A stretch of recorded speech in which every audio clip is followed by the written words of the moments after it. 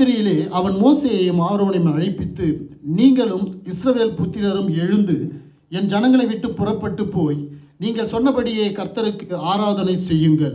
35. இஸ்ரவேல் ஜனங்கள் எகிப்தியருக்கு வெள்ளியுடைமைகளையும் பொன்னுடைமைகளையும் வஸ்திரங்களையும் கொண்டார்கள். கர்த்தர் ஜனங்களுக்கு எகிப்தியரின் கண்களில் தயவு கிடைக்கும்படி செய்ததினால் கேட்டதை அவர்களுக்கு கொடுத்தார்கள். இவ்விதமாய் அவர்கள் எகிப்தியரை கொள்ளையிட்டார்கள். ஆமென். நீங்கள் சொன்னபடியே கர்த்தருக்கு ஆராதனை செய்யுங்கள். ஆமென். இந்த வார்த்தை சத்துருவின் வாயிலிருந்து வருகிறது. ஆமென்.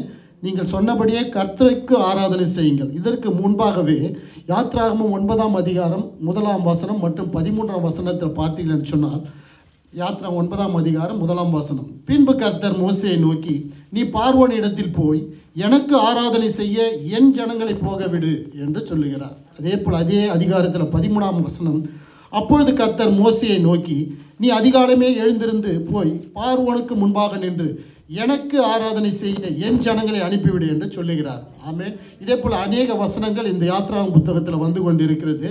என் ஜனங்களை அனுப்பி எனக்கு ஆராதனை செய்யும்படியாக தேவன் இந்த இடத்துல திருவுளம் பற்றுகிறவராக இருக்கிறார். கொஞ்ச நேரம் வசனத்தை ஆராதித்து அதிக நேரம் தேவனை துதிக்க போகிறோம். சுருக்கமாக நான் உங்கள் மத்தியில் சொல்லுகிறேன். அதாவது இந்த எகிப்தில் 430 வருடமாக இந்த